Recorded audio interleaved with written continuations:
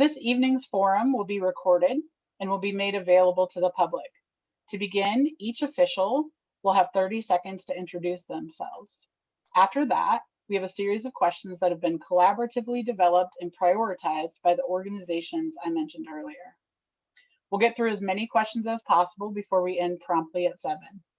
The officials have not received these questions in advance, so we will be hearing their best thinking in the moment. I'll read each question twice and we'll call on officials one at a time to respond. Each official will have 2 minutes to respond to each question. I'll signal when you have 10 seconds remaining and say thank you when time is up and ask that you wrap up your thought quickly. Though there is great value in discussion, for our purposes this evening, officials will not be engaged in discussion with participants or with each other. Thank you all for your participation in today's forum, and let's begin. Our first official is Commissioner Ty Mentzer. My introduction time. Okay. Yep. I'd like to say hello to everybody. I see a lot of familiar names. My name's Ty Mentzer. I'm the chair of the Board of County Commissioners, representing the county tonight. We kind of have 2 of us make a quorum on the board, so we discussed the letter and wanted to be responsive. And so my seatmates and the county manager asked me to appear. So I'm hopefully you'll understand that all of us were interested in engaging in this conversation. I have a background in criminal justice. I was a public defender for 7 years, so I have particular interest in the issues related to the justice system, and hopefully I can give some good input and hear, listen to my fellow officials as we deal with those issues as well as the others. So looking forward to this conversation. Thank you, Commissioner Mentzer. And next up, we have Tumwater Mayor Pro Tem Joan Cappy. Thank you. I'm happy to be here among such a hardworking group of people. I know a little bit about nonprofit work, so I've been on the Tumwater City Council 13 and a half years. So I've been through a variety of conversations about many of these topics, and I'm really glad that I have the opportunity to come together with a broader group of people to share what we've worked on and what we're been talking about, and where we hope to go, and to be alongside others in this whole racial justice discussion and how it impacts every area of our lives and our people. So I'm glad to be here. Thank you. Next up, Councilman Althauser. Hi, I'm Michael Althauser. Also very glad to be here and glad to see so many familiar faces and names. I represent the city of Tumwater. We have several of my colleagues here today. We actually had to send out a public notice because we achieved a quorum. So if anyone's wondering if we checked the proper boxes under the Open Public Meetings Act, I'm pleased to inform you that we did. So for my background, I'm an attorney with the state. I work in the legislature and I work on issues relating to human services and anti-poverty efforts, particularly with a lot of program policy around TANF, the Temporary Assistance for Needy Families program. And before that, I was a community attorney at Columbia Legal Services in downtown Olympia. And my practice there mostly focused on legislative advocacy on a lot of issues ranging from the civil legal system to the criminal justice system to some more public benefits work, as well as complex class action litigation. And Columbia was a nonprofit law firm working to represent low-income families. I think my sort of benefit add, other than hearing the thoughts and opinions of everyone else here, and also just from reading the letter, would probably be in the area of housing policy. And I'm sure that we'll get to that later, and I've exceeded my 30 seconds, but I'm very happy to shed some insight on our efforts in that realm, as well as the other areas that we might be asked about. So thanks so much for having me. Thank you. Councilwoman Delhoff. Thank you, Sarah. Hi, everyone. Thanks for being here. My name is Leah Dahlhoff, she, her pronouns. And I have served our community on Tumwater City Council since 2018. My background is chemistry. So my jam with Department of Ecology is really that environmental justice lens, which I think is another lens to diversity, equity, inclusion, and respect, is looking at those protections for our community members, specifically in my realm of toxics. And so I'm happy to be here, and I am happy to answer any questions. And if I don't know the answer, I will find the answer. Thank you. Councilwoman Swarthout. Thank you very much. I appreciate being here this evening with my other teammates. I have been on Tumwater City Council since 2014. In my daytime job, I am a legislative assistant for State Representative Lori Dolan, and so have many constituent concerns and emails that come through and issues that I'm aware of through that part of my daily life, and have appreciated being part of the Tumwater City Council, where we've been working on housing issues, and also just had been part of the police report that we'll be talking about as well. But just appreciate I really wanted to be able to learn and listen from our community members here. So thank you for inviting us. Thank you. Councilman Gilman. Hi, I'm Clark Gilman. I am a husband, dad, and granddad in West Olympia. I worked most of my career as a union and community organizer, and I'm just beginning my 6th year on Olympia City Council, serving as Mayor Pro Tem. And one of my mentors as a community organizer said, you do the work 90% with your ears and 10% with your mouth. So I am here to listen and learn tonight. Thank you. And Councilwoman Parsley.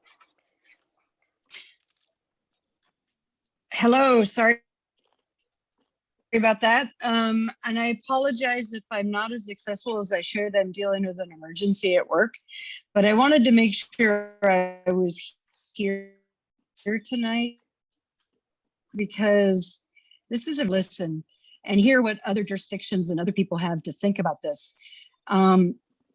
We're at a moment when we can actually make sustained and real change. And I'm really proud of the work that Olympia is doing on getting together a community conversation so we can actually hear from those most impacted by this. But conversations like this are equally learning. So thank you for letting me be here, and I will try to engage as much as. Thank you so much. And Tumwater Council member Angela Jefferson is also here. Angela, do you want to introduce yourself?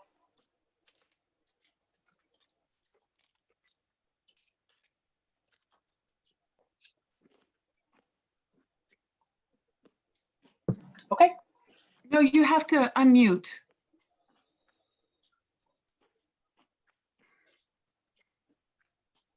Good evening, everybody. I am the newest council member for the city of Tumwater as of Monday, and I'm happy to be here, but I'm just observing and I'm learning and I'm soaking in all this information.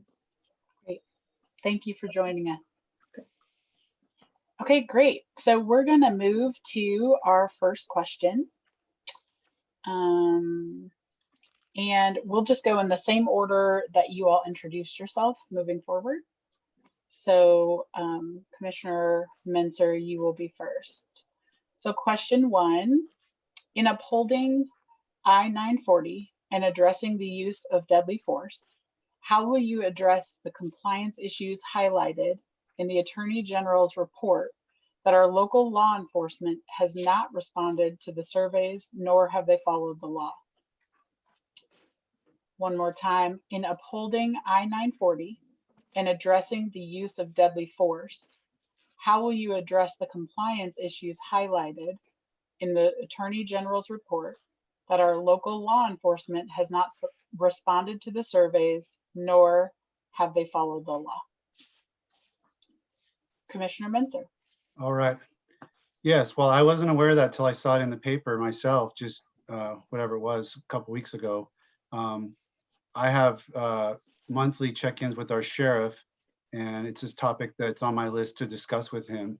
You know, one thing I'll just say, because it kind of colors a lot of the topics that I'm anticipating we might get into.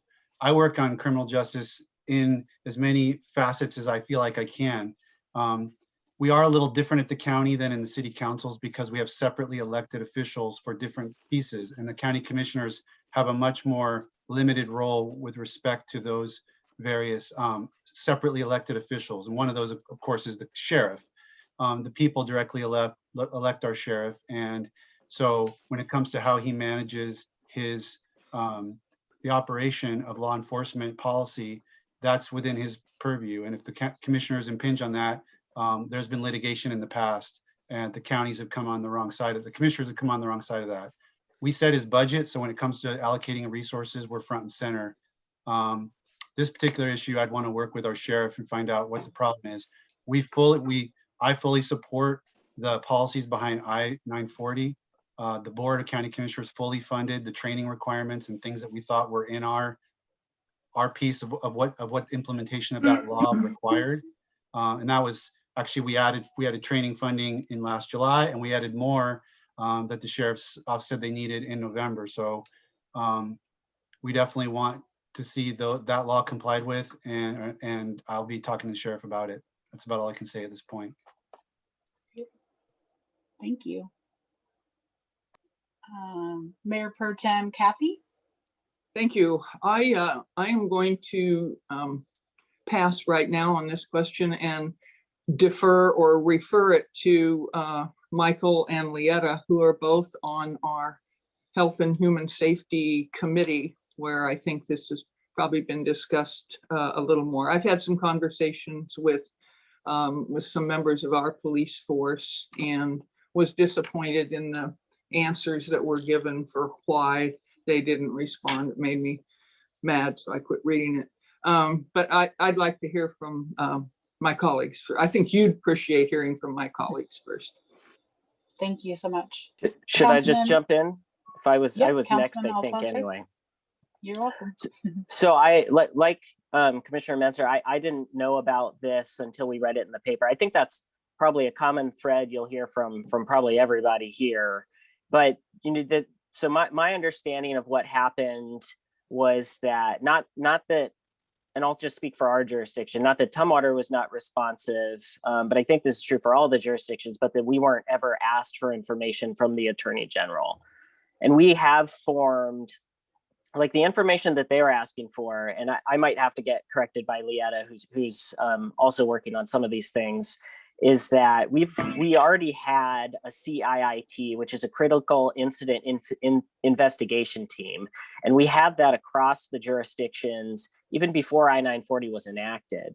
Now, after I-940, we formed the CMIIT, the Capital Metro Critical Incident Investigation Team, which is a combination of not just us, not just the cities, but I think also the county is on that.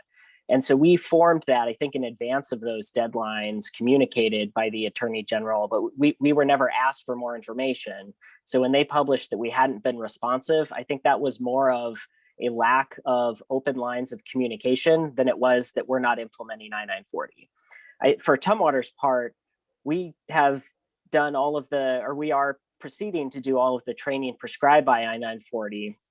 And one of the areas that I think it's important to note where we're exceeding what I-940 requires is our involvement in the community on that. Like, under I-940, you have to have a community representative as part of the investigation team when there is a use of deadly force involved. In Tumwater, in the past 25 years, that would have triggered citizen involvement in 2 incidents, because we've only had 2 incidents that would have qualified in the past 2+ decades. So what we're exploring of doing is interviewing community members to be a part of that for something that's broader than what I-940 requires, so that we have citizen involvement with lower levels of use of force in addition to just deadly force, because otherwise those we wouldn't have any citizen Thank you. input if those incidents are so rare. Okay, I'll stop. Is Thank it my you. turn next? Yes. I'll just add on to what Michael and I are kind of tag teaming this. We both serve with Eileen on public health and safety. In addition to Michael's comment, is we have, I lost a page. It's a report to the community from Tumwater Police. It is live, it is out there, and it's posted. And I'm just going to reference a lot of things that we say tonight to this document so that we get eyes on this document and ask for input if you feel comfortable to share your thoughts. So there is a section on I-940 in this report with a recommendation, and there is a policy number. So we have a policy already in place, and it's policy 410 that outlines meeting all of those conditions, and we have had that in place. So that's what I would add to Michael's is yes, and we have a report out, there's a location, and we have specific policies that I could reference you to. Thank you. You're welcome. Councilperson Swerthaupt. I'm with Mayor Pro Tem Kathy as well as I just started. I had one meeting with the public safety, and so I would defer if I could give my extra 2 minutes to Councilmember Althauser to finish his thought. I would like to just give my time to him if that's appropriate. Okay, sure. Well, I do love to talk, and that's no secret amongst anyone who's met me before, but I'm not sure I have too much more to add other than I did look it up on my council computer, and we approved, the CMIIT was approved November 17th, which was before the story broke about the AG thing and us not being responsive to that. So my understanding is that we have complied with those issues, but that there was a miscommunication about whether or not we needed to submit information about that, and that we have now submitted that information. Great. Thank you. Councilman Gilman. Yes, thank you, Sarah. So my understanding is that Olympia has also been in compliance in the reporting, and my understanding aligns with what Michael was describing. But let me talk to you for a minute about I-940 and our efforts around that. First, both last legislative session and this session, council has been submitting letters of support on a number of police accountability bills to go further than I-940. Last year, Olympia's council appointed representatives to an independent investigative team, which is one of the objectives of I-940. And we had over 80 community applicants to appoint the 6 positions who are serving on that panel. And then we invested about another $100,000 to hurry up and fund the training that will be required by I-940 to go ahead and get that done. And that was partly because we were surprised when we had a briefing from the police department that our implicit bias and de-escalation training had not continued after the ad hoc committee on public safety 5 years ago, that was a one-time deal. So we're both asking to reinstitute that implicit bias and de-escalation training so that all current officers have it, and to continue the training as not yet described by I-940, but we're getting ahead of that by starting the training now.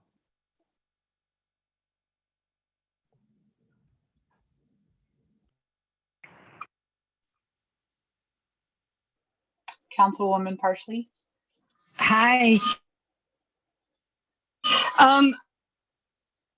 I have a few things to add from Mayor Pro Tem Gilman's statement. One, yes, we submitted the letters in support of, I think it's 8 different bills, and a lot of them look like they're going to make it out of the Senate and possibly even become law, which are going to be stricter, including 1054, which is going to ban the use of a lot of force and restraint, and 1310, which is actually going to be implementation of I-940.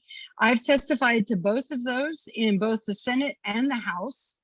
The other thing that we did on finance was we approved an increase in the police budget because they want to get into complete compliance in 1 year instead of 5 with the current I-940. So, you know, do we have more to go? Yeah, but you know, right now we're working on trying to get the compliance done. And if I'm hoping that 1310 actually does get passed so that we can put forward the implementation and oversight on I-940 that the state's going to mandate, and including 1267, which is going to be a state-run police accountability. As far as I can tell, the Olympia City Council is supporting all of these bills. And if they get passed, it's going to be state mandated, and we're looking forward to bringing it to OPD. Thank you. Okay, the next question. In light of Thurston County declaring racism a crisis and public health emergency, as we mentioned earlier in the 8 recognized sources of toxic stress on overall health, what is being paramilitary activity in our community, organized white supremacist groups and state-sanctioned forms of this such as ICE and or the lack of government response to organized white supremacist violence in our community? How are resources going to be directed to impacted communities, and what tangible steps are going to be taken? So again, in light of Thurston County declaring racism a crisis and public health emergency, what is being paramilitary activity in our community, organized white supremacy groups and state-sanctioned forms of this such as ICE, and or the lack of government response to organized white supremacist violence in our community? How are resources going to be directed to impacted communities, and what tangible steps are going to be taken? And we'll start with you, Mayor Pro Tem Kathy.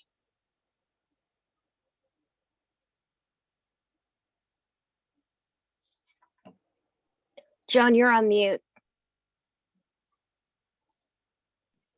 Once again, I'd appreciate it if you started with one of either Councilmember Dahlhoff or Councilmember Althauser, who are the ones who are kind of, they're not in charge. Well, maybe they are, of helping direct council on these things. I would appreciate that. And then when they're finished, if I have anything to add, I'll do that. Councilman Althauser? Sure, I'm happy to jump in.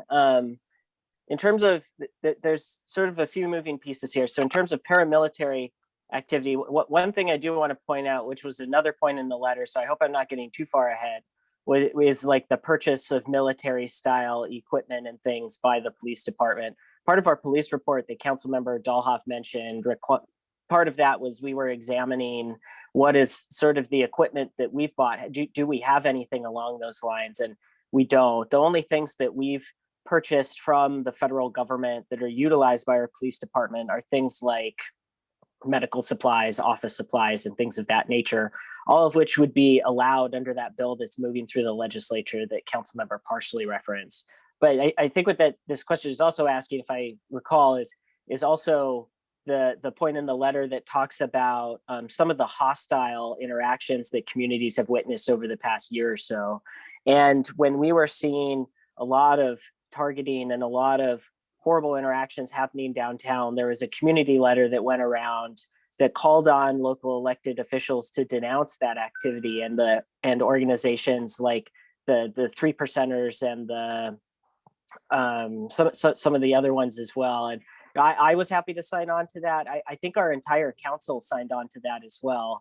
And we've received, some constituent feedback from that I don't think would deter us from signing on to it again in the future, because we also received a lot of feedback from the community that said, we're not comfortable on the streets when there's people driving around, standing in the back of trucks, and they're holding paintball guns and aiming them at people. So I think we've tried to use the offices that we hold to offer our voice about some of these issues. In terms of resources, oh shoot. Well, I also have my 2 minutes, right? So I no, okay, all right. Well, I just used my 10 seconds to ask that. I was also gonna say, in terms of driving while licensed and suspended in a third, is a good example of you. how we've tried to oh shoot, sorry. Michael, would you like 10 seconds of my time? We're trying to reduce over policing by not prioritizing, by not holding someone accountable for crimes of poverty, like driving while license is suspended in a third.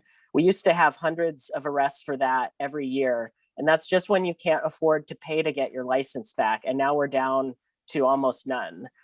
So we're trying to look at what are the offenses that people are being arrested for? Are they disproportionate? And then let's stop doing it if they are. Sorry. I feel like that was more than 10 seconds, Michael, but I talk was fast, 30. so I got this.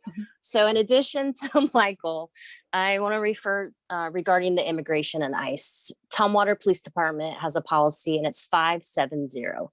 And it prohibits police from collecting information about someone's immigration status, detaining someone solely for immigration purposes, providing information to federal immigration authorities for civil immigration enforcement, and allowing immigration officials to interview people who are in custody regarding immigration matters. We have had that policy in place for a while and it remains in place.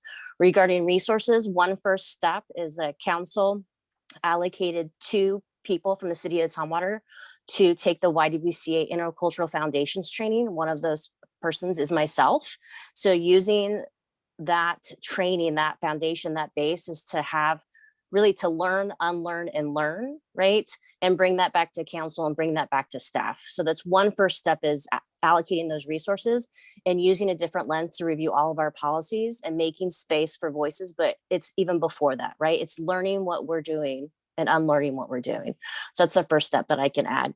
And additional pieces of those is also, again, in that Tumwater Police Report. So I don't want to take up more time, but if you have unanswered questions, please review that report. And we are always open to feedback and questions. Or if you don't feel comfortable, I know that you can probably go through the nonprofits and reach us if you don't feel comfortable. Thank you, Sarah. Thank you. Thank you. Mayor Pro Tem Kathy, do you have anything to add?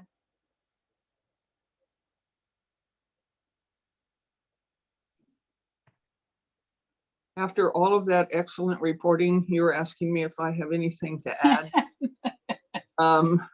You see why those 2 colleagues of mine are on this committee and doing great work. And this committee has stepped up in the last year, and I commend them for the work that they've done and are very good at keeping us informed. So I don't have anything that is substantive to add. Okay. Thanks for Thank you. asking. Yeah. Of course. Councilwoman Swarthout. And myself, I would like to just defer to our team. But I do want to say I was one of the ones that signed the letter as well. It did kind of cause a bit of kerfluffle, but we did sign the letter that went this summer. So and not did support that letter that went out. So I did want to say that. Thank you. Thank you. Mayor Pro Tem Gilman. Thank you. So this is kind of a big buffet plate of several topics. On the white supremacy, our council's taken a couple of actions. We all signed, along with other elected officials, that June 19th letter about the tactics of intimidation and fear have no place in Thurston County. We also released a January statement condemning unsanctioned paramilitary activity, domestic terrorism, and those coinciding acts of violence.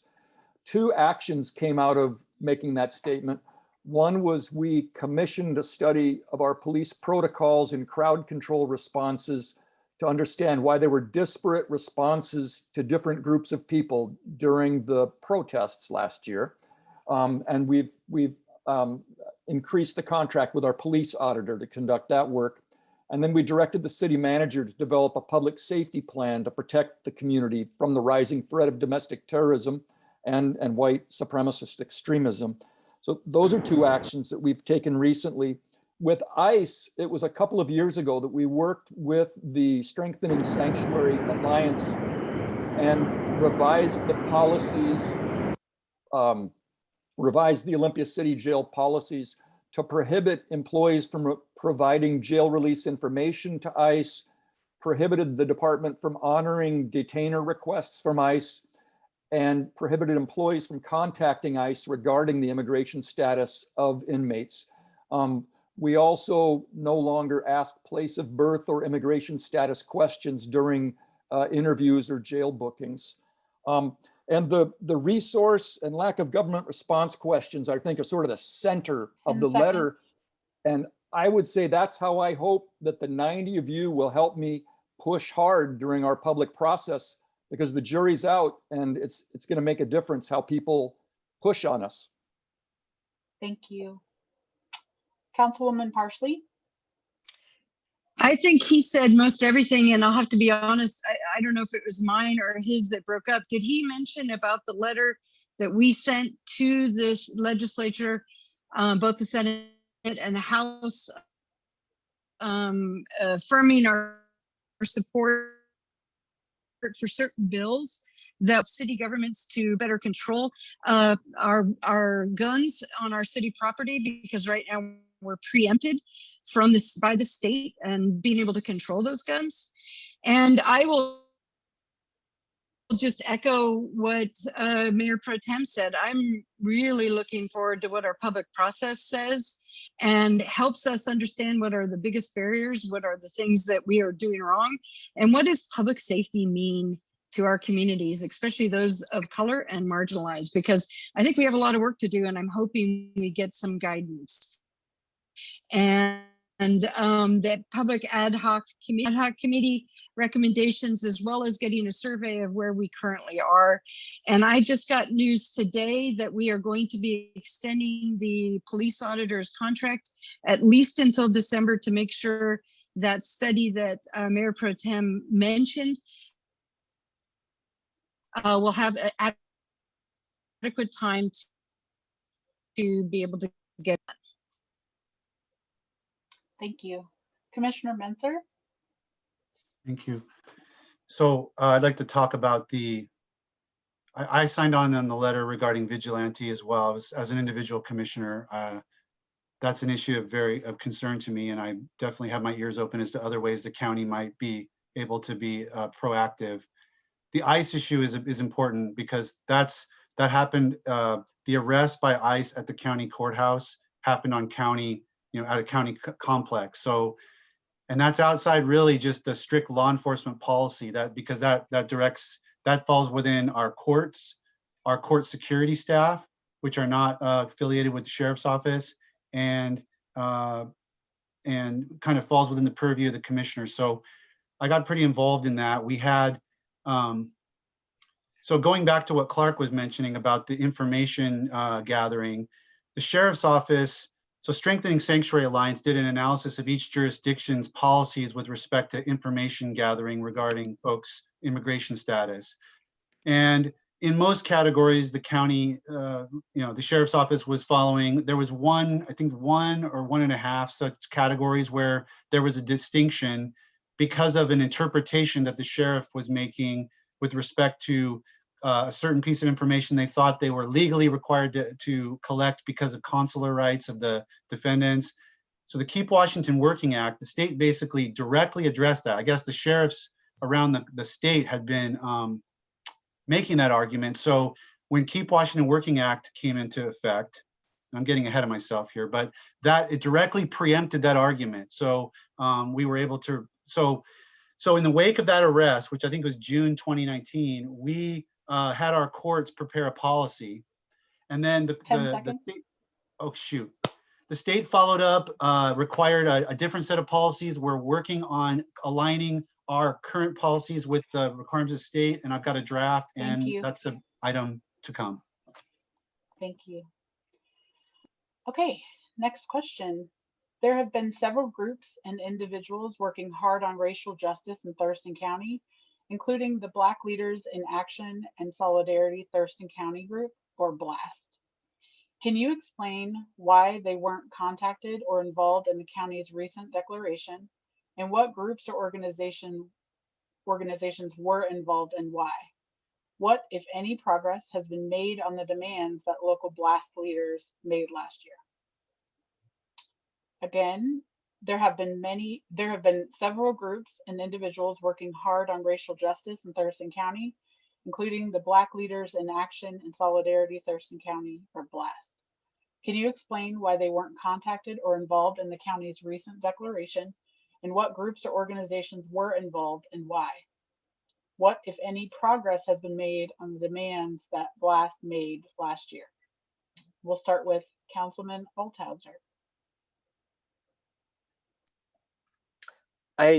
The first part of this question appears to be a question for the county about their declaration that was recently made. Tumwater, so just so people know the status of Tumwater has not made a declaration along those lines, but I think personally I would be open to us doing that.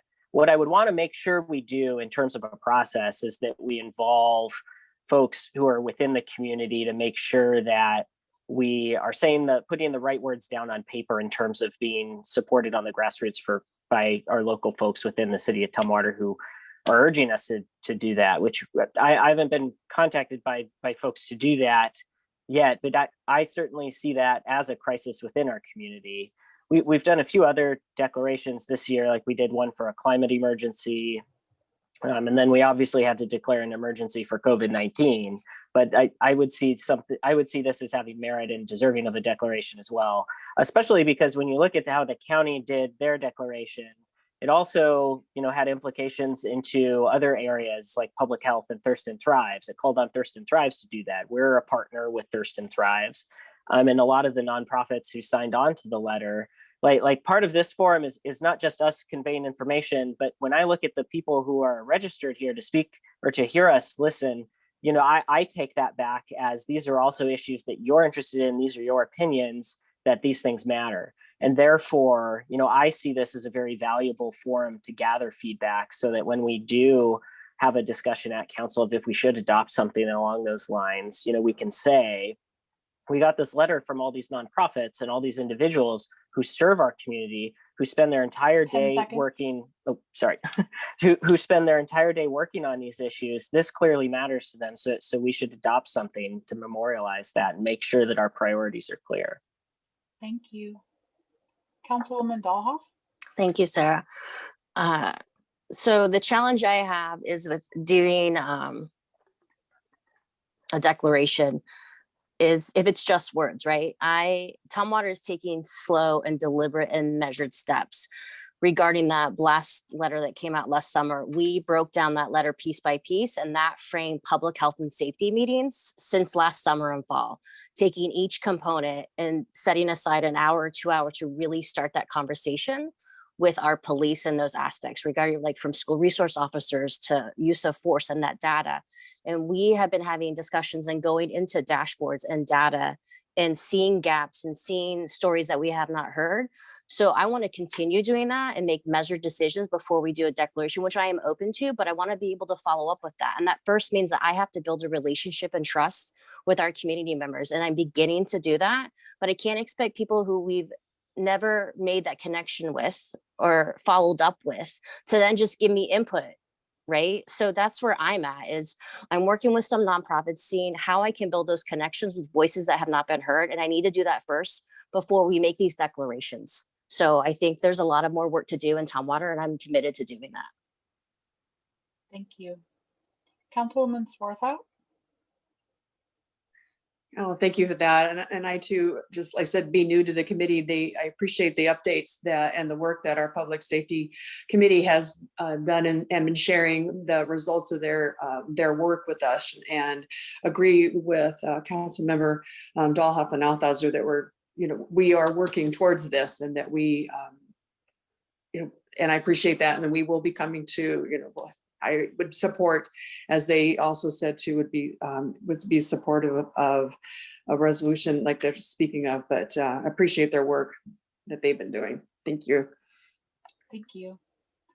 Mayor Pro Tem Gilman. Thanks, Sarah. So first, I'm going to go ahead and speak about where Olympia is at on declaring racism as a public health emergency. I don't know anything about who the county consulted or they didn't. Olympia's council made a Black Lives Matter statement a year ago in August. We've established 2 full-time positions that we didn't have diversity, equity, and inclusion staff before. And now we have 1 external facing and 1 internal facing. And we're looking at Thurston County's declaration to use as a model for moving forward.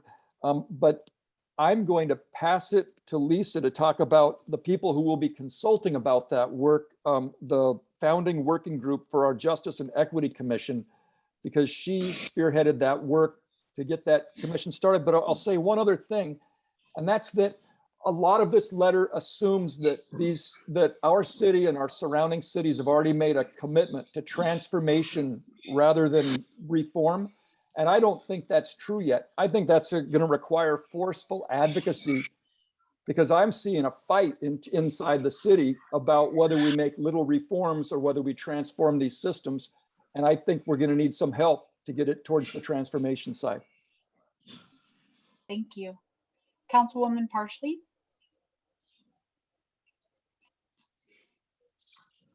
Hi, thank you. I am going to speak to the commission, and it's called the Social Justice and Equity Commission. But when I put the referral in June in 2020, it was just the Human Rights Commission. But I wanted the commission to name itself because I understood enough that if it was going to be owned by the people of color and marginalize the voices we needed to hear to advise our city, not only on transformational versus reformative change, we needed to bring them in, and we needed to give them power and give them voice, not only to the council on policy and procedures, but even on our comp plan. And we have a big restructuring of the comp plan coming up in 2022, 2023. And that's a perfect time to change it. The comp plan is our strategic plan. What better way to do that than a commission of citizens who are going to help us reform, restructure, however it is, tear down our institutionalized racism. So this commission was my idea to bring them in, bring the voices in. In the fall, we approved that they would get stipends. All of our commissions would get stipends. All of our committees would get stipends, because we don't want voices of color, of marginalized people just in this commission. We want them in the arts commission. We want them in them on the design review. We want them everywhere. We want people who are representing the communities we most need to hear from in our city, helping us make policies and procedures and change our comp plan. We need those voices because, quite frankly, we were told over and over last summer, our job is to make room, get out of the way, and get 10 leadership. seconds. And that's what City of Olympia is trying to do right now. That's where I'm going to leave it. We have a lot of you. work to do, and I'm learning a lot. I'm not opposed to a. Okay, Commissioner Menzer? Thank you. So a few things regarding BLAST. They had a listening session for elected leaders, community leaders last year, and I was attending there. We invited them in the fall to make a presentation to the Law and Justice Council regarding the items that they had laid out. I don't have that list in front of me, but some of those issues, I took some of those issues directly to work that the board did. For example, when SROs came up in the spring, we had a very robust conversation about the direction of that, how it fit into the new state law that was going to require data collection and analysis of those programs. I called, this is kind of a direct result of that. I had phone conversations with the superintendents of Rochester School District and Rainier School District about what role those SROs were serving. And then I wanted to also point out that our resolution creates a framework. So for example, one of the items in it is that there will be a racial equity action plan created by the end of June. And so it's a good suggestion that we connect back to those community groups. It also requires the development of a policy advisory committee that will advise the board on meaningful policies, I'm reading from it, to advance racial equity across county government. So that was a commitment made, but we have not fleshed out the details and formed that policy advisory group. And certainly that is going to be a key place where we're going to have that, hopefully that type of broader community engagement with those groups in particular. Thank you. And Mayor Pro Tem Kathy? Thank you. As I listen to everyone on this panel speak, and also definitely my colleagues, it feels to me like Tumwater has the heart to do this. We all did sign that letter, I included, but we didn't have the framework even within our council structure of committees to kind of move this forward. So I want to commend the Health and Safety Committee for realizing that, and that there needed to be a change in how and what they did and how they informed council. And I think we're just getting to that, but with the understanding that we're on board with with the task that is at hand. I received, after signing on that letter, I received some very positive things from the people in my neighborhood who felt that what we were doing as a city was a long time in coming, and they were grateful for it. And I agree, it's been a long time coming in Tumwater, but I believe it's here. Now our responsibility is to do something about it. And as you've heard from Councilmember Dahlhoff and Councilmember Althauser, the work has begun. And so I'm on board to help with it. So thank you. Thank you. Next question. In Thurston County, approximately 80% of local dollars are invested in the criminal legal system, including courts and jail. Are you willing and committed to make meaningful shifts of funding? What investments in the social safety net are you willing to make in order to increase equity and improve outcomes for individuals in our community? So again, in Thurston County, approximately 80% of local dollars are invested in the criminal legal system, including courts and jail. Are you willing and committed to make meaningful shifts in funding? And what investments in the social safety net are you willing to make in order to increase equity and improve outcomes for individuals in our community? Councilwoman Dahlhoff. It's like you're shifted the order. I'm on it though. I'm on it. So shifts in funding. So Tumwater recently, just like every jurisdiction, is updating your budgets, right? And with this pandemic, making a priority to reassess our budget and looking at those priorities, and your budget reflects your priorities. So yes, I'm open to all of those discussions. And a specific example is with public health and safety and the police, looking at school resource officers and the role of school resource officers and having those questions and centering the voice on youth and getting that youth voice, being open to what does that look like next.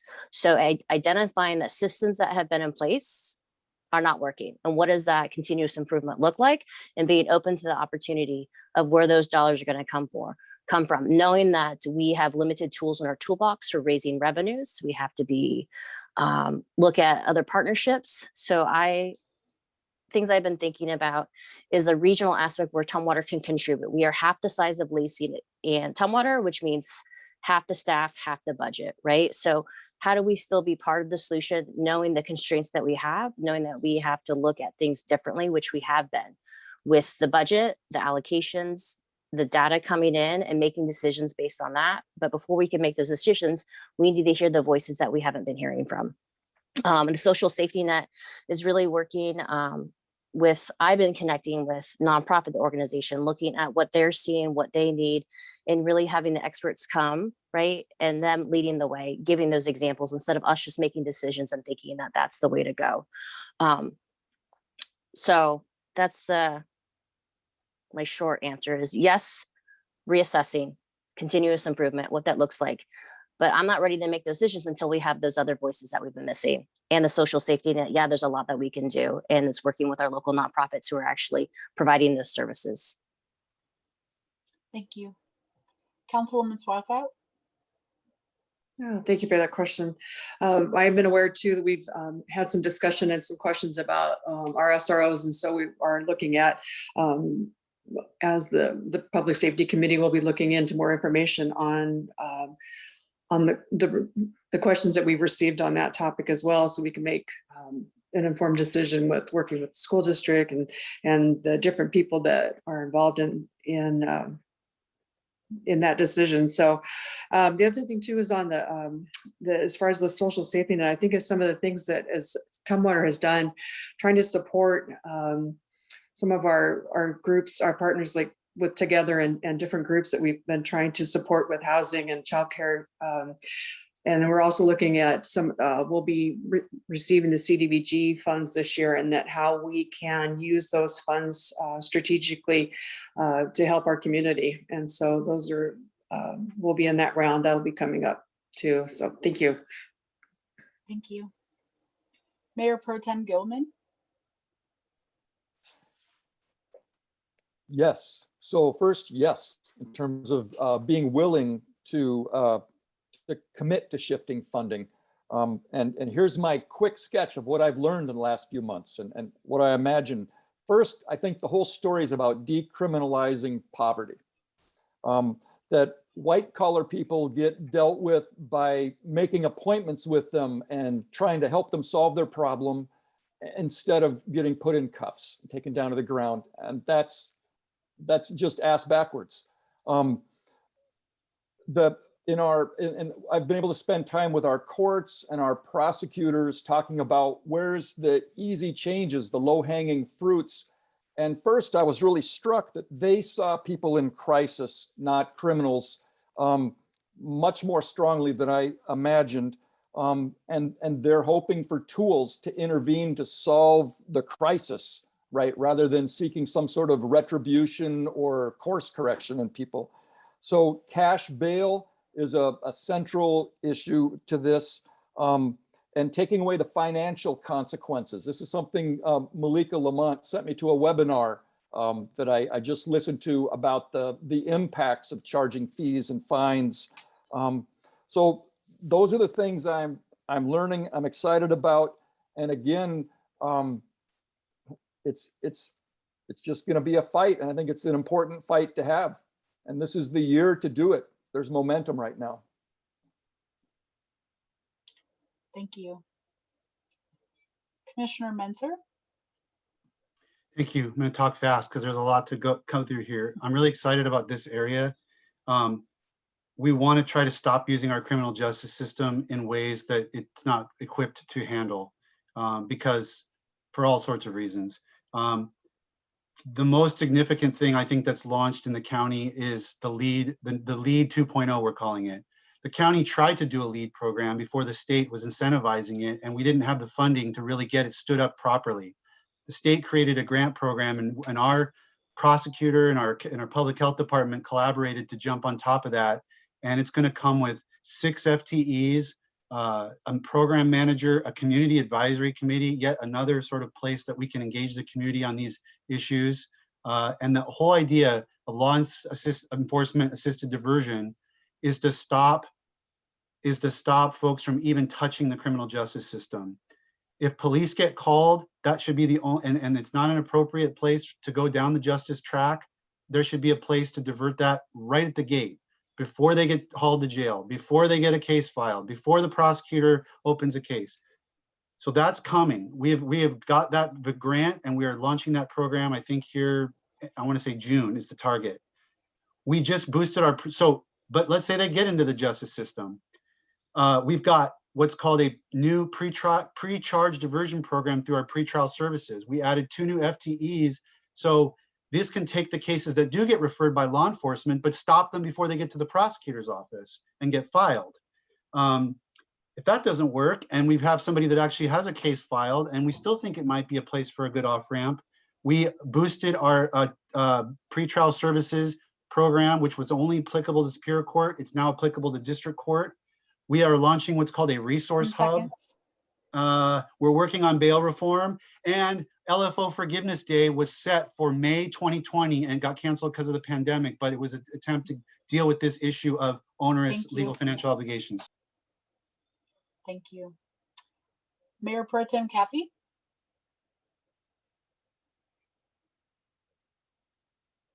You're on mute. You're muted. Sorry. I appreciate the conversation and the answers and the forward-lookingness that we're trying to have in Tumwater and the in-depth that my colleagues said. So whatever time I have remaining here, I'd like to give it to Commissioner Menser so he can finish what he's saying, because what the county's doing is critical to what we're all doing. Okay. I'd like to give it Commissioner back to him. Yeah. Thanks, Commissioner Joan. I Menzer? appreciate that. Mhm. So we have we were granted one of just a few communities that got a 5-year grant to assess our risk assessment tool so that we can essentially effect a effective bail reform initiative. The resource hub is something that we're kind of trying to copy a model. The closest model I'd say is Pierce County, the Court Resource Center, where we create a service hub where folks that are justice involved. You can think of it as reentry, but it's not going to be limited to just reentry. But reentry programs are very effective, and they're a good use of dollars in terms of getting people reintegrated. I mentioned the LFO Forgiveness Day. The other thing I wanted to say is about jails. So, shifting resources for the county is a little tough because we have an underfunded rural police model where we really can't get in. The county's never really had enough bodies to get staffing, so that there's a minimum amount of bodies you need on duty to cover a call in the remote areas of the county. We're 37th or 38th, depending which methodology you look at, in out of 39 counties in our sheriff staffing. But one thing we can do is when you build jails, you incentivize the policies that fill the jails. And even though our jail is poorly structured and needs some 10 seconds. reform, we have put on hold the project to expand our jail because I just don't like the direction that sends the policies that we're trying to reform. Thank you. Councilman Althauser. Thanks. So in terms of our operating budget, our police budget is more in the realm of 35%, I think. 35, it might be 40. I know that police and fire is about 2/3 of city funding. And if I recall, they're pretty split between the two, that amount for that amount of funds. I agree with Clark. Experiencing poverty is expensive because of all the touch points that we built within the system in developing a systemically racist criminal justice system over the past 200 years. But police should be responding to police stuff, and our department doesn't want to be responding to issues related to substance use disorder or mental health disorder. One of the work sessions that we had at the Public Safety Commission was to get a presentation from Olympia about some of the programs that they're doing in terms of mobilizing essentially sort of case managers and social workers to respond to non-emergent calls to 911. And I think that's a really great model. We've sort of looked into that a little bit for what that would mean for Tumwater, and have sort of figured that we would need at least $1 million a year to do that. To give you some frame of reference, we're a city of 24,000 people compared to the other cities that are easily about twice as large as that. And so $1 million a year is this very significant amount of money that we would need to do planning for over a period of time in order to make that sustainable. Because the last thing we want to do is start a program and not be able to actually follow through with it. One thing that I think would be really intriguing that I'm hoping we're able to look at is there a way we can actually make this more regional, like countywide, so that we have resources that are dispersed, not dissimilar to how we do Medic One, where we can send people who are 10 mental seconds. health or other public health officials so they can respond to inquiries like that, so that we're not relying on police response all the time. And if the question is you. like shifting funding, if you do, to wrap up, to do police funding right, if you do it right and you're responding to the right stuff, the funding shifts itself because the demand goes down. Thank you. Next question. What impacts do you think racial trauma and systemic violence have on the constituents you serve, which is everyone in our community, including youth? What shifts do you think need to be made to address this harm in community spaces, in schools, and in local institutions? So again, what impacts do you think racial trauma and systemic violence have on the constituents you serve, which is everyone in our communities, including youth? What shifts do you think need to be made to address this harm in community spaces, in schools, and in local institutions? And we'll start with Councilwoman Swarthout.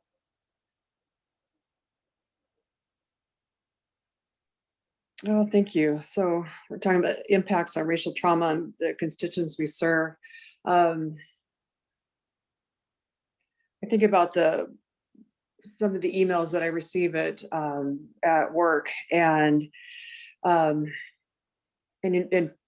feeling what we can do to be able to address this, and be able to help these people with these that have had these issues and have had experiences kind of this trauma in their lives. And and so some of the things that we're looking at, the shifts that need to be made in our I apologize. I'm not very good at this. So one of the other committees that I serve on is the Tumwater Hopes. And so one of the things that I've been really aware of is the impacts on our youth and the community, the survey results that we've been getting back from our school, and how these different issues are affecting our students too. And so I think that with some of the shifts that we're talking about, is being able to be aware and to be able to identify, because this data is coming out, and to be able to understand where that this really is, where it is affecting our community. And like we're talking about now, as far as becoming aware and being able to make shifts within our own city, within our schools, within our nonprofits, being able to help to be able to address this. So thank you. Thank you. Mayor Pro Tem Gilman. Yeah, the impacts of racial trauma and systemic violence, I think it quiets people, it discourages democracy, it diminishes lives, it creates worried parents, and it holds people down. And I think that's true across many parts of our community.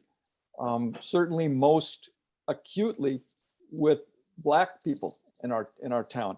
I think the change is being led by Black Lives Matter, by BLAST locally, by Justice for George Floyd organizers.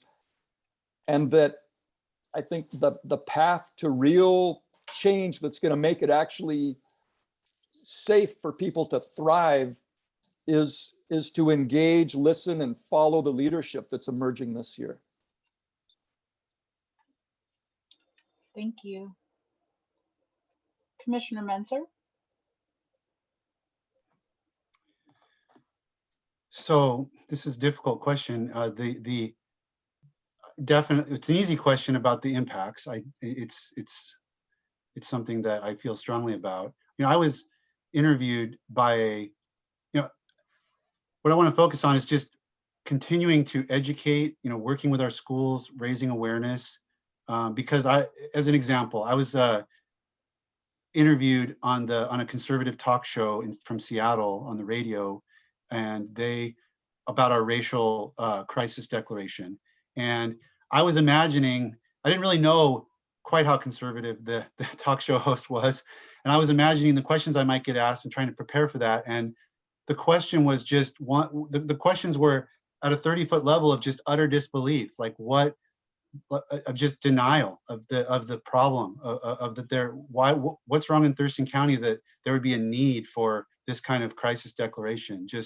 And so I was ready for some more specific set of questions, and I was sort of taken up on live radio to a much higher level of trying to engage someone. And this talk show host has, I'm sure many listeners who agree with his point of view. I would presume that there isn't a need for something like this, for these types of actions. So kind of goes back to what Clark said earlier. I think about, building the coalition for transformation of systems is daunting, but it's necessary if the work's going to be meaningful and lasting.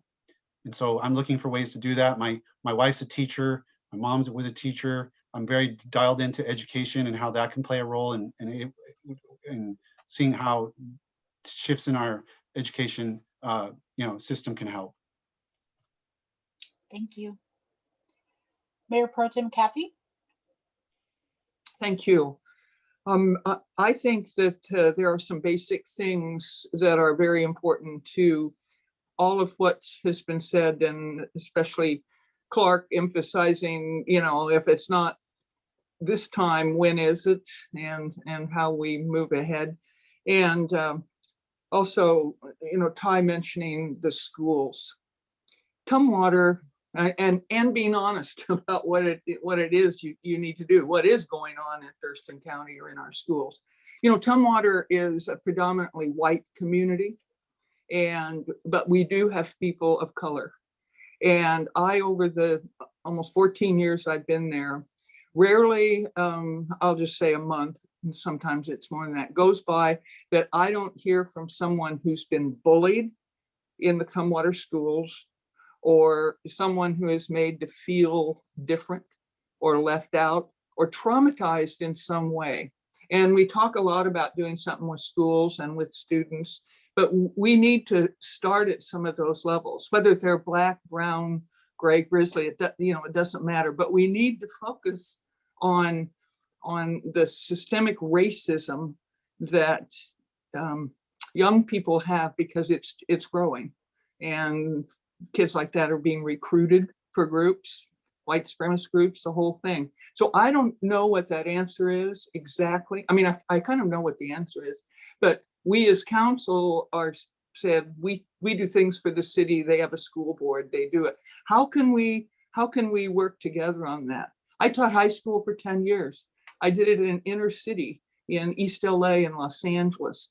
And if we had not worked hard on the things that were right before us that impacted our students, we didn't do a very good job. So I'm an advocate of action, and that's one area that I would like to see worked on. Thank you. Councilman Althauser? Thanks. I guess the question is, what impact does racial trauma have? I guess I would say, I think that has a lasting and profound and compounding impact, especially when it happens at a young age. Like, trauma compounds. So if you experience trauma as a child and it goes unaddressed, then it affects opportunities as you move forward. It compounds. It leads to adverse education impacts, adverse life outcomes, adverse access to opportunity. Just it makes the entire system even vastly worse than it already exists. And I can think of a few concrete examples in recent years. It wasn't that long ago in the news that a young Black student at a Tumwater school was asked to hold a Confederate flag at an assembly. Shortly after that, there were two young Black men walking in Tumwater who were tailed by a pickup truck and feared for their lives. And it took too long for the police to get there. They were not attacked in the terms of being physically assaulted, but they were traumatized from that. I think this is I don't think any community can ignore this. I think we have absolutely no right to ignore this in our community and in our backyard. And in terms of what we do about it, when we're talking about youth I think there is a nexus with the schools, right? Because that's the common denominator in every community is all the youth are at the schools pretty much. There's exemptions to that, right? With homeschool and things like that. But I think we do have to look at the schools. And I think I agree with Councilmember Dahlhoff that we do have some work we need to do in our own backyard in terms of education with our community. And one 10 tool, seconds. okay, one tool that I think would be really helpful is for us to do a community survey about race. We haven't done a community survey in several years. The last one we did was about housing and parks. Thank you. And thanks. Councilwoman Dahlhoff. Thank you. I apologize for going off screen. There's no privacy in this home. So I'm a little frazzled right now, but I'm okay. I got this. So one of the things that moving forward with public health and safety, I, as of last month, was selected as chair of public health and safety, right? Working with Michael Althauser and Eileen Swarthout. And so I had a meeting with the police guild, and they asked what my vision, right? What my mission is. And the baseline with what I want to do is open and honest communication, which lends to transparency and accountability. What that looks like, right? Open-ended questions. And so when I think about our youth and I think about the racial trauma, right, as a cis white hetero woman, I have no clue, right? I can't fathom or grasp that. What I know is that it's generational. And so what does that look like? The community survey, right? I'm looking at more than that, right? It's censoring the voices. We get a lot of feedback from certain demographics in Tumwater. So how do we expand that, right? That's one step. But also looking at the different roles and what is the mission of a school resource officer, right? What is the mission, right? An example is the DARE program. The DARE program didn't work. So what's wrong with looking at the school resource officer program and making modifications, whatever that looks like, being open to that? And what's wrong with censoring the youth voices, right? We hear a lot of positives from the principals and schools and stuff like that. Okay, and where are the youth, right? Where are those voices? Where are the parents? And so looking at, could we, an idea is partnering with, for Tumwater specifically, partnering with Together, who has those contacts and those relationships built, and working with that to get that feedback that we're not hearing. Could it be a 10 survey? seconds. A survey with police contacts where if you've been prior arrested or had a contact, you get a text message, it's anonymous, and you answer like 6 or 7 questions about your experience. And we can use that to Thank you. develop better work. Thank you. Thank you. Okay, next question. In your role as a public leader, what are you willing to do to reassess the impact of civil and criminal penalties associated with legal financial obligations that disproportionately impact people of limited income, as well as people of color, which can lead to criminal consequences that further disable their ability to attain economic advancement? So one more time, in your role as a public leader, what are you willing to do to reassess the impact of civil and criminal penalties associated with legal financial obligations that disproportionately impact people of limited income, as well as people of color, which can lead to criminal consequences that further disable their ability to attain economic advancement? We'll start with Mayor Pro Tem Gilman. Okay, well, this overlaps with my last answer about the sort of what the low-hanging fruit that was identified by the folks in our courts and our public defender's office. That it's clear that these fines and penalties, these legal financial obligations, and earlier on the impact of bail and being held in jail for lack of money,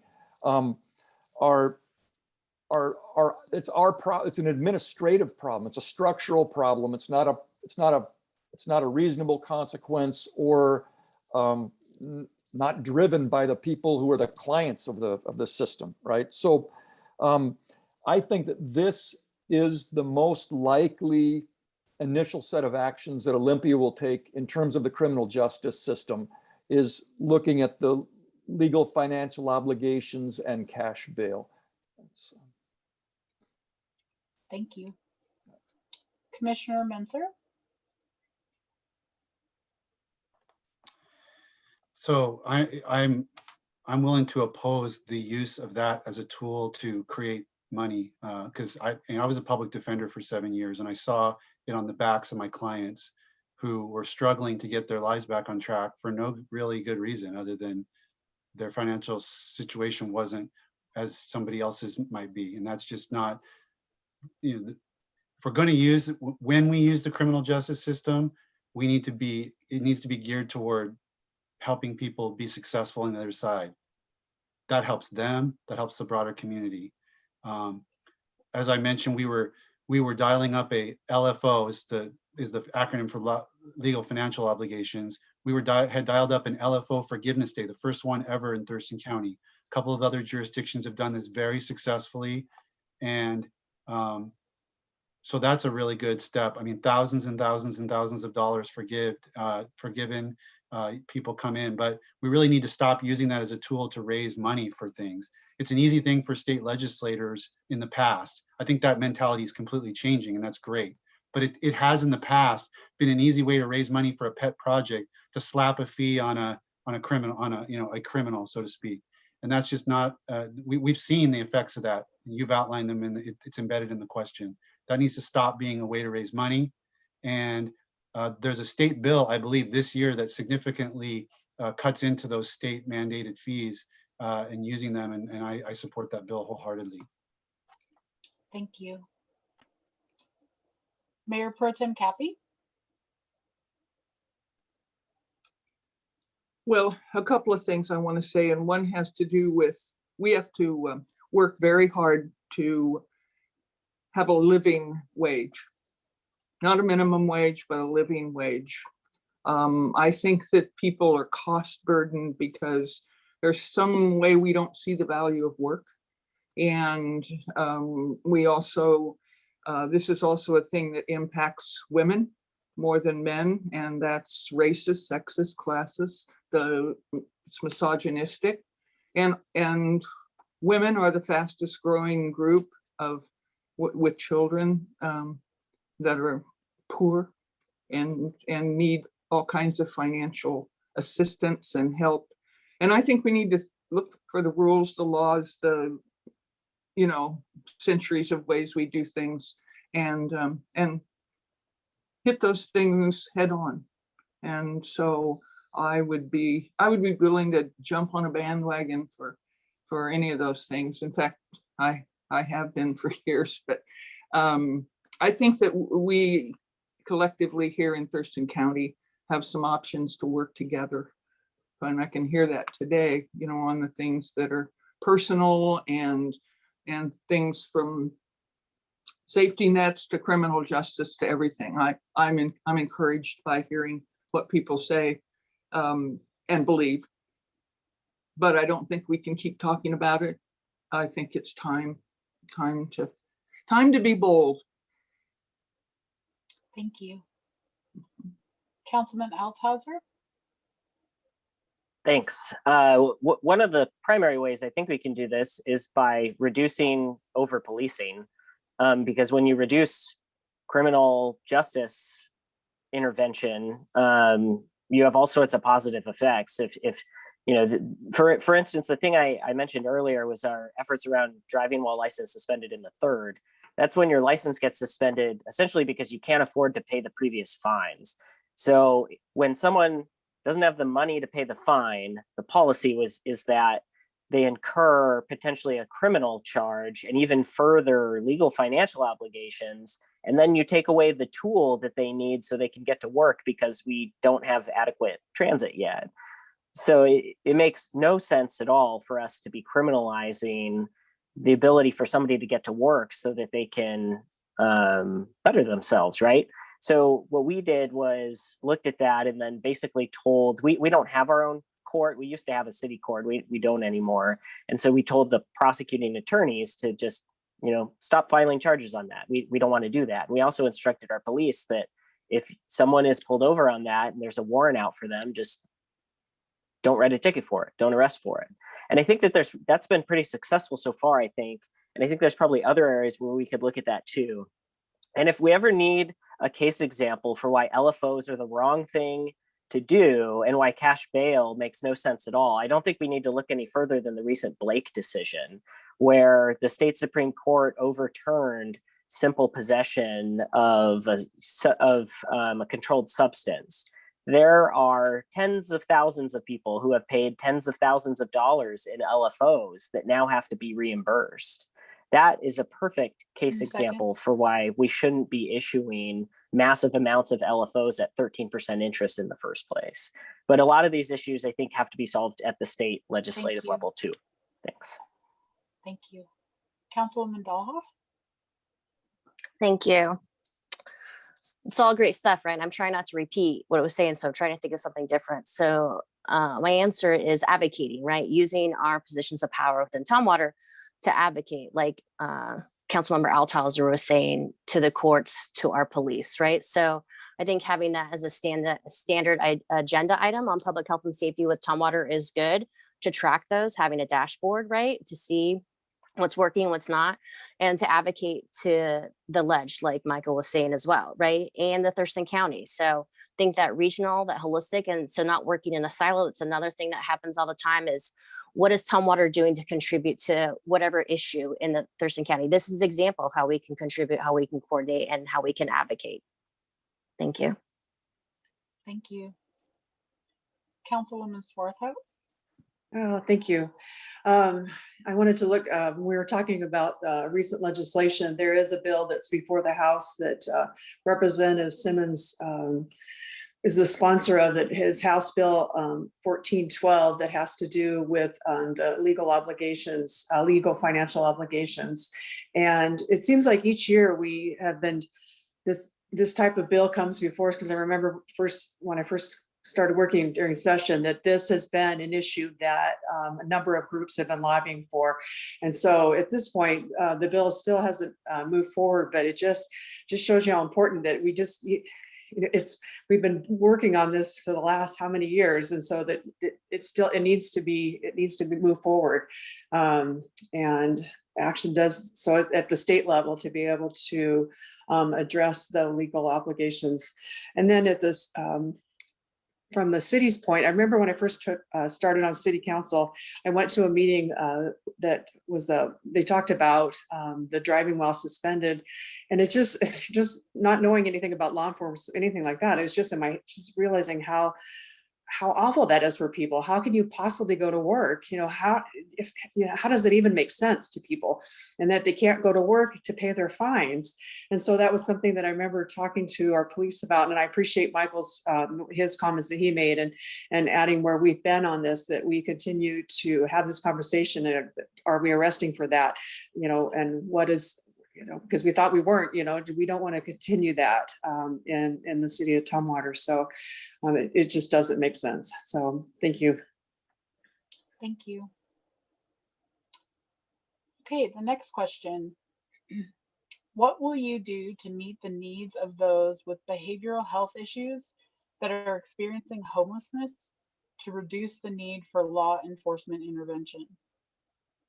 Again, what will you do to meet the needs of those with behavioral health issues that are experiencing homelessness to reduce the need for law enforcement intervention? And we'll start with Commissioner Menser.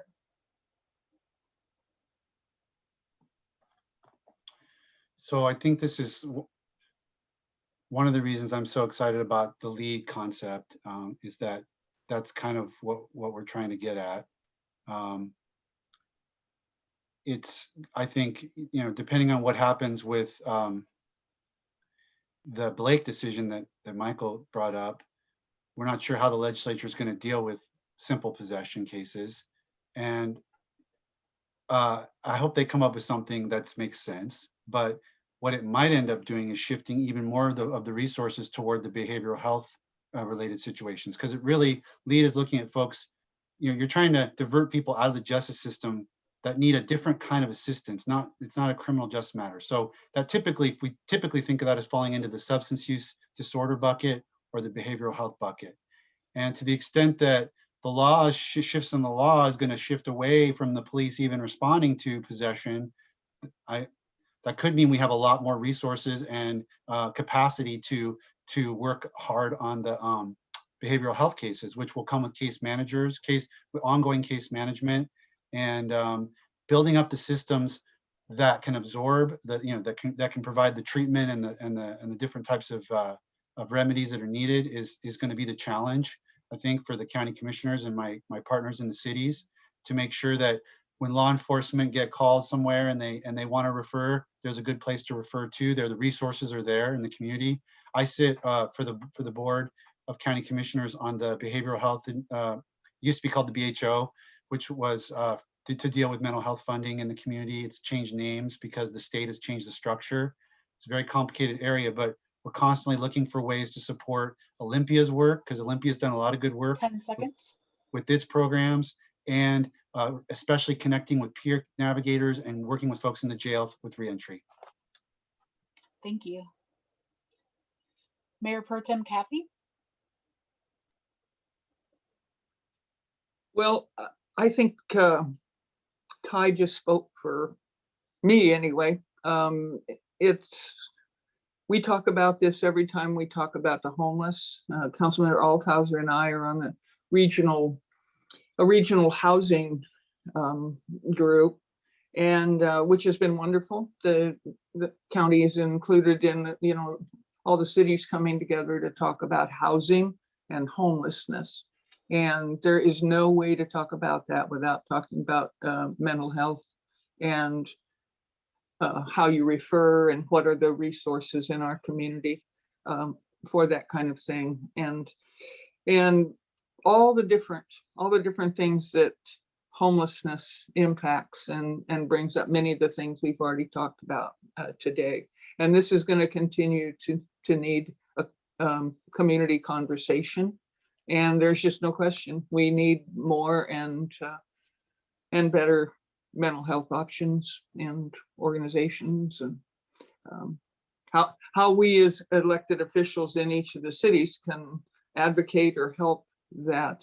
I'm not sure of all of those, but we need to find them and work on them, because we're kind of stymied sometimes. Thank you. Thank you. Councilman Althauser? Thanks. I think Ty is exactly right. I think LEAD is the future, and represents a really great model that's seen success in a lot of places. And I'm really excited about the county expanding that, because that applies to everyone across county lines, whether it's someone who has an issue in Tumwater or wherever else. So I'm really excited about the prospect of that. I think we've also seen in the wake of Blake, like cities like Marysville up north, or it's either Cowlitz or Lewis County, that are recriminalizing simple possession. I can't speak for everyone, but I certainly would have absolutely no interest at all in some sort of effort like that. And I would be surprised if anyone on this call did. So that is something that I think would be a horrible step backwards. In terms of the city of Tumwater doing something along those lines. The thing I would expand upon that Councilmember Kathy mentioned is the regional approach that Tumwater has sort of adopted in terms of housing issues. It wasn't that what the Regional Housing Council was formed maybe about a year. Well, we've been meeting as an ad hoc committee for a while, but really, this is the first time that Tumwater has had, I think, an ideological consensus on our council and with our mayor that housing and homelessness is a regional issue, and we can only address these issues on a regional basis. So we're committing funds, time, effort, and treasure to make sure that we're a part of that conversation, and are also working hard to try to make sure that we respond regionally and are a participatory player at that level. Thank you. Councilwoman Dollhoff? Thank you, Sarah. Speaking for myself, for Tumwater, I would like to, what Michael said earlier about that regionalization, that component, and what Ty was saying, the peer navigators, I would like that. And then also I would like to tap into, I don't know, a lot of people don't mention this report, and it's the Thurston County Opioid Response Plan, and it's been updated. I like that. And then I think there's been talks about opening it up to multi-substance, right, use instead of just opioids, right? So using that integrated into the Regional Housing Council to make those decisions, right? Because in that plan, it has strategy discussion groups regarding treatment, overdose, criminal justice, and pregnant and parenting. So I think the Regional Housing Council taking that on for that regionalization aspect, but also including the plans that are already here. Like there's all these groups that are working and doing preventative measures and doing trainings that I think has been untapped. Thank you. Thank you. Councilwoman Swarthout. Well, thank you. Remember we were meeting with our chief about and asking questions when we were working on the police report, and just when they were making a presentation to us, and just thinking that, you know, when people became police officers, that, you know, why they first went into the career field in the first place, and that how different policing has changed since, you know, just even these last years, and you know, that now, and just feeling how do police do their jobs when they have these, you know, issues with people that are having these mental issues, and where is that in their training? And so we were discussing that, just how, you know, what can we do as a city? Is there things that we can do to help our officers be better prepared in, you know, when they have these situations that do come up? And the other piece too is I was on the Law and Justice Committee too, and that was years ago. And when they first brought up the LEAD program, and it just seemed very exciting, and so a good step that the region was taking. And so regionally, I appreciate that and would support that, and appreciate the fact that the Olympia has the funds to be able to have navigators out there that can you know, to work with these vulnerable populations. So yeah, I think that the LEAD is the way to go on this too. Thank you. Thank you. Mayor Pro Tem Gilman. Yes. I'm gonna rant for 30 seconds and then I'll give an idea of what I think Olympia is doing for the last minute. You know, as a society, if we would stop creating unhoused people, that would help this problem a lot. And as somebody who's worked in special ed and with at-risk high school kids, if we would stop abandoning people who need support at the moment they turn 21, so I don't run into them in front of a well downtown hanging around all day because nobody's supporting them anymore, that could be, you know, I guess until that day happens, local government does what we can. And for the last several years, it's been local government in partnership with many of the organizations who are on the call today. The coordinated entry team that evolved into the Providence Community Care Center, those interactions took the place of a lot of negative interactions that would have happened between a police officer and that street dependent person.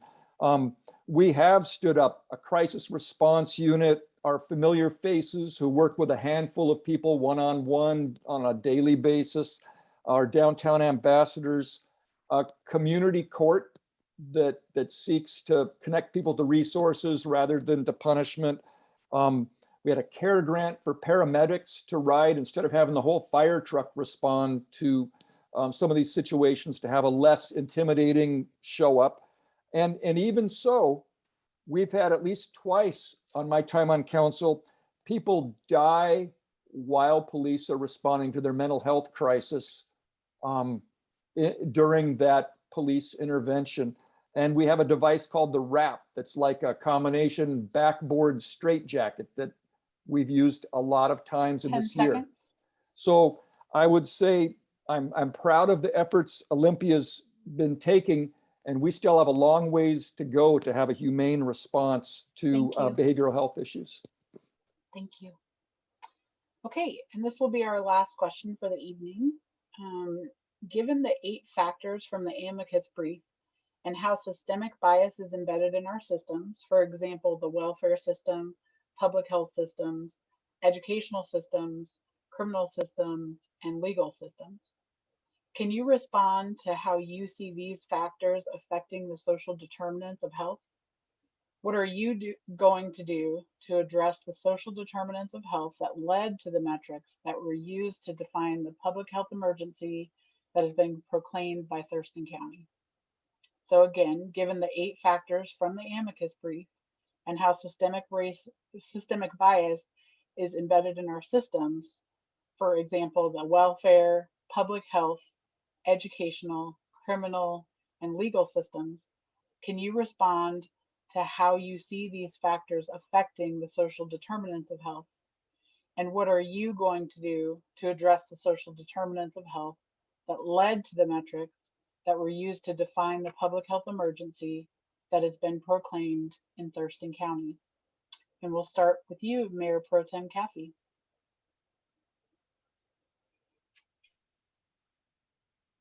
I think this needs to be divided up. I mean, I'm just sitting here thinking of all those things, and in the conversation today, many of us have touched on all these different areas that we're talking about, and maybe as part of a regional thing, we could get together and put an emphasis of one of those areas you're talking about to one city and understand it better and know it and pass on what the answer to that comes out of the county or the city of Olympia or Tumwater, because it's overwhelming. And we sometimes let the overwhelmingness of something this big and this important and this impactful, and we lose sight of doing just what we think are small things that are right in front of us. And so that I would like to see that question kind of divided up and talked about, and do some things that are right in front of us. Thank you. Thank you. Councilman Althauser. Thanks. I mean, in terms of I wrote down some of these. In terms of systemic bias in welfare, health, and education in the criminal systems, how do those affect the social determinants of health? I don't know if I could go through all of those and say how they individually affect that, but I mean, the effects are profound, and I think that the effects are made worse by the fact that they all impact this issue, right? Like, it sort of seems like each of these things, sort of to Councilmember Kathy's point, are all worthy of research as well as action. So I serve on the Thurston Thrives Coordinating Council, which seeks to have collective impact on a lot of these factors. And when I look at things like, well, how do we improve particularly the welfare system, which is sort of one of my backgrounds that I help work on a little bit during my day job. And there's all sorts of factors within the welfare system that essentially make it so that it's easier for white people to get access to public benefits and harder for people of color to get the same access. And some of those, I think we can influence at the local level by using our positions of power to encourage those systems to be different and to be better. And the other way I think we can do that is when we have resources that we're using those to support organizations that have missions that support the language and the efforts that are talked about in the resolution at the county statewide. The city of Tumwater, I think in the past 3 or 4 years, has really shifted to devoting more resources to kind of the human services delivery system generally, whether that's in the housing sector, whether that is supporting the community kitchen downtown, whether 10 it's seconds. A variety of different ways. And I think that we're probably gonna have to do even more work and offer more support in the future and make sure that it's going to organizations that have the same values we do. Oof. Thank you. Yeah. Councilwoman Dahlhoff. Thank you, Sarah. So I want to make this personal for me, right? So the things I have written down on a Post-it that I look at every day is no one is immune from bias. We all have work to do. Awareness is not enough. Slow down and make measured decisions. Speak up when I see biased behavior in others and commit to be part of the solution. So in my daily life, what I do is I minimize things, right? That's my trauma response. I minimize to get through the day. And so that means I've been minimizing a lot of other aspects and a lot of other trauma and things that are happening to other community members that I've minimized, right? And so continuing to work with the YWCA Intercultural Foundations Training is to learn and unlearn. And I started this with that, and I'm going to end it with that, is that I have to do my part. And so I've made a commitment to work on my intercultural development plan. I have an accountability buddy. I have factored in how many hours a week I'm going to do, and I'm bringing that back to Tumwater staff, and I'm bringing that back to council to start that process. Because until I can see the things that I've been minimizing, I won't be able to make that impact, right? All council members are assigned different committees, right? So we have all these different threads in the community.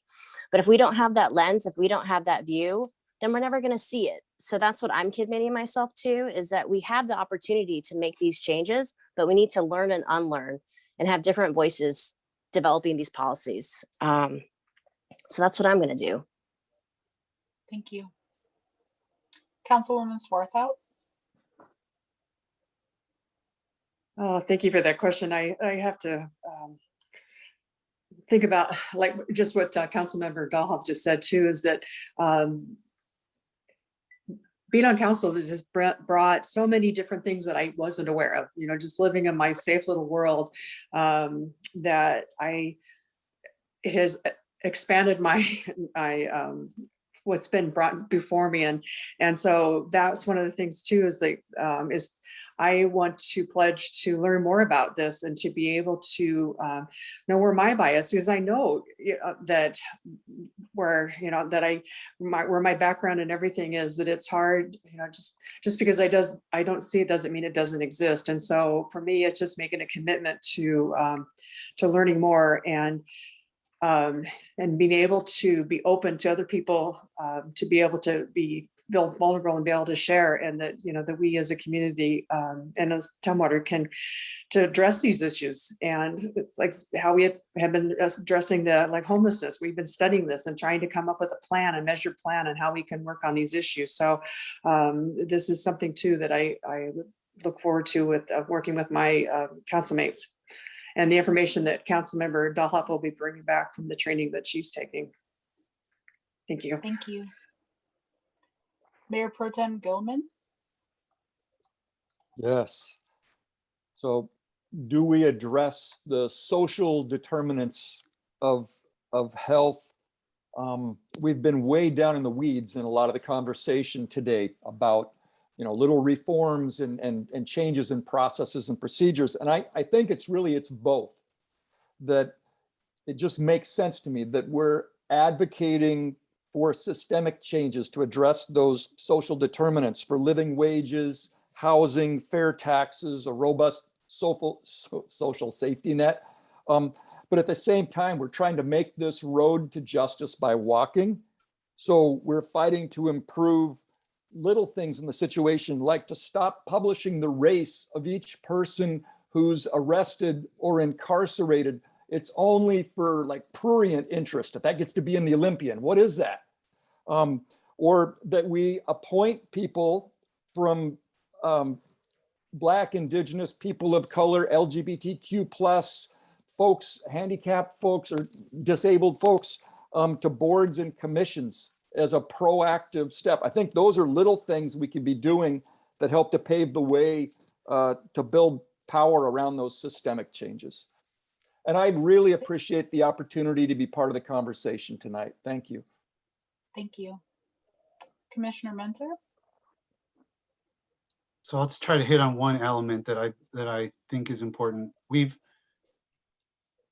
These types of issues, like we know these things are real, but in order to make one thing I've learned this is my first term as elected official. I'm in my beginning of my third year.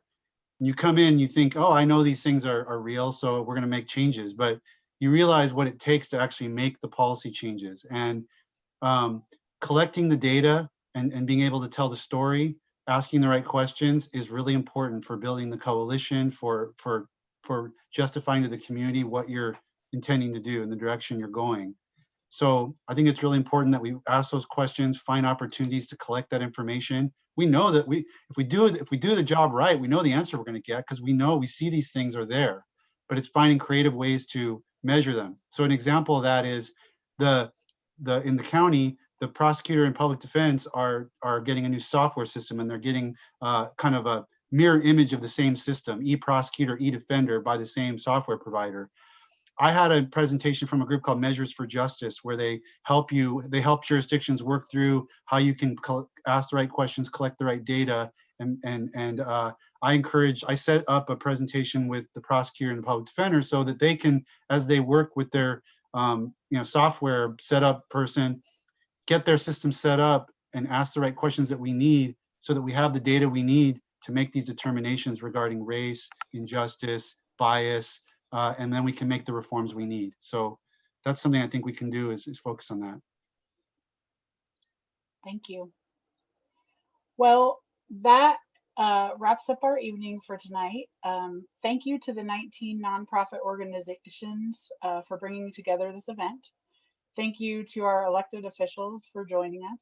And a big thank you to the rest of you for joining us this evening.